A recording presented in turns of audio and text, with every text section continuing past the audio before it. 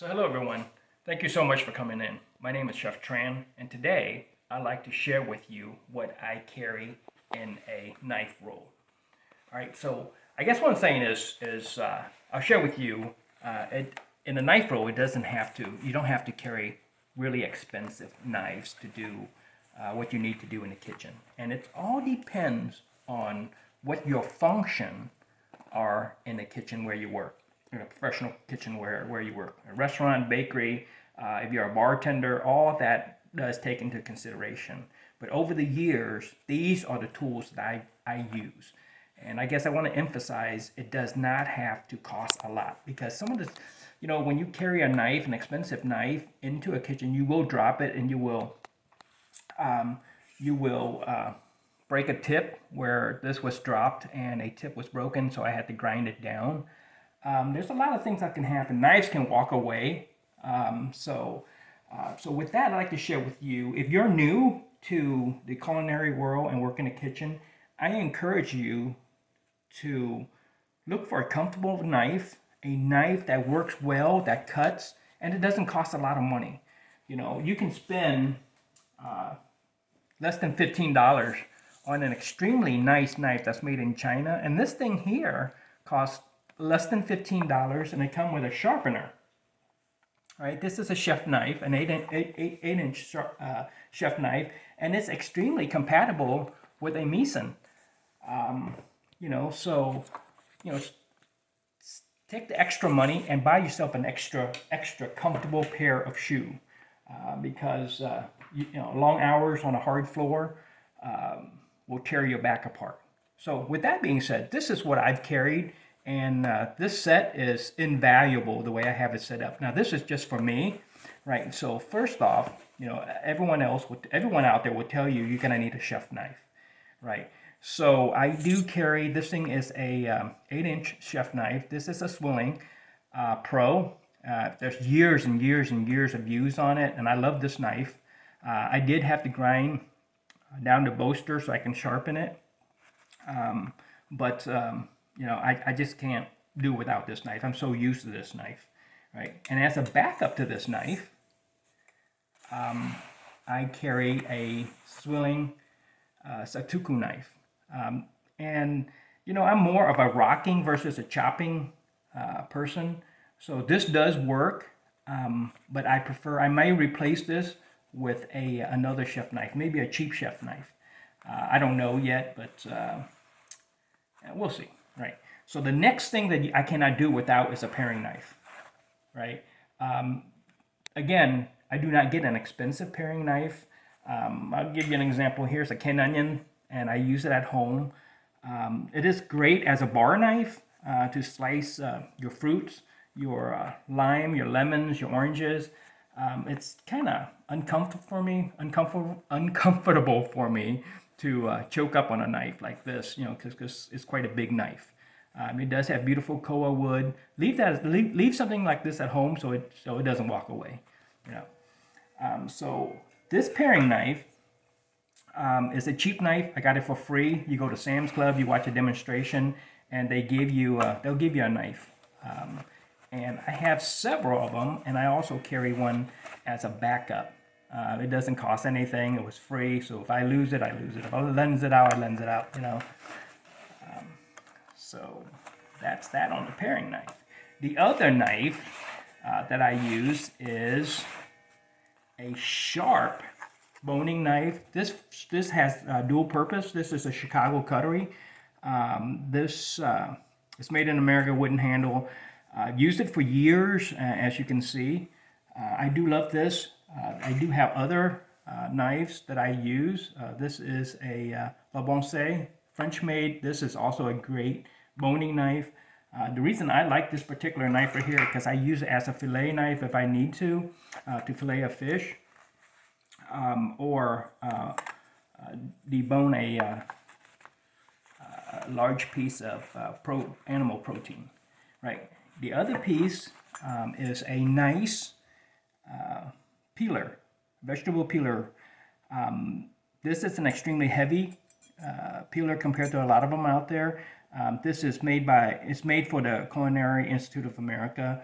I found a gentleman that had like 6 of them for sale, so I bought all 6 of them, and they were, I think I paid $6 a piece, and shipping. So got a good deal on it, and you know, that's what I use.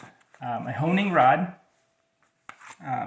You know, well, it speaks for itself. You use it to hone your knife. You can actually do without a honing rod. You can use the bottom of a coffee cup to hone your knife. That works fairly well.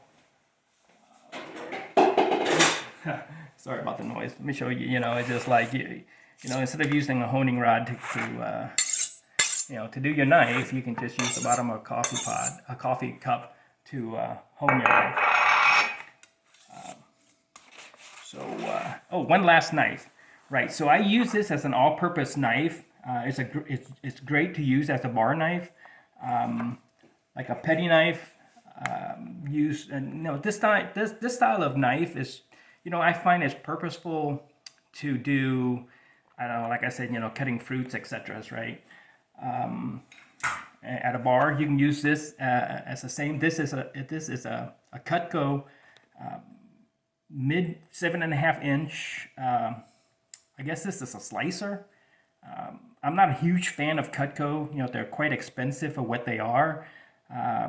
But I want to say I paid like $4 for this, $3.99 at a Texas thrift. I saw this. I walked through a Texas thrift and I saw this and I said, you know what?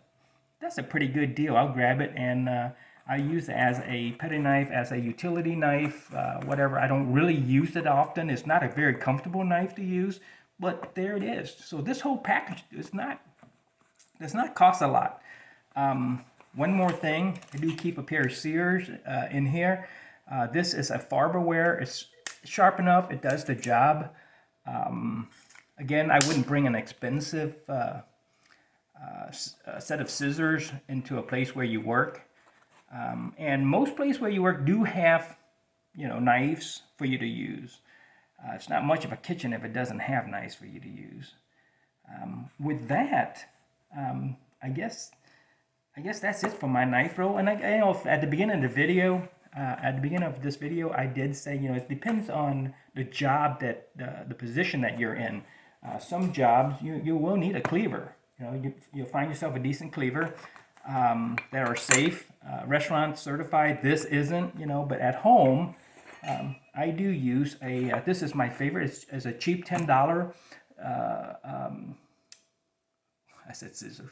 I'm sorry. It's a cheap $10 cleaver, I should say, and it does. If you're cutting through bones, if you're processing a lot of fowl, it's a great thing to have in your kit. But if you're not, I get to use my own cleaver in a restaurant environment. I did use cleaver when I was working part-time while going to college in a butcher shop, in a meat processing plant. So I did use a cleaver there. But outside of that, expensive knives, nice knives, do need to be left at home. Get yourself learn how to sharpen a knife, I guess, is the key. To give you some example, I bought some real expensive knife set, and I've used this for a little while, and it just got too expensive for me to use, and I'm not a big fan of knife set. Another knife set that I have is this Hinkle International, and I did not buy this. A friend of mine needed a recliner, so I swapped him my recliner for this knife set. I had an extra Lazy Boy recliner, but I prefer a hodgepodge of knives to use at home, and I don't use steak knives. I use a lot of paring knives, so these are random Chicago cutlery paring knives, and I want to say this is a Gerber, etc.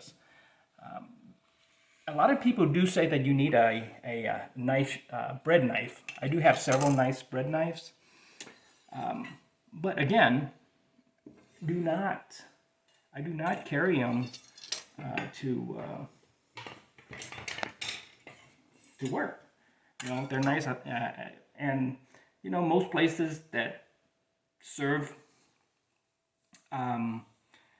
artisan bread do have nice bread knives for you to use.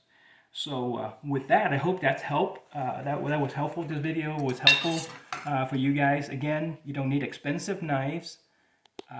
Spend the extra cash on nice shoes. Like I said, you know, because I've cooked for a long time and I damaged my back standing on hard floors for, you know, upwards to 10 to 14 hours a day.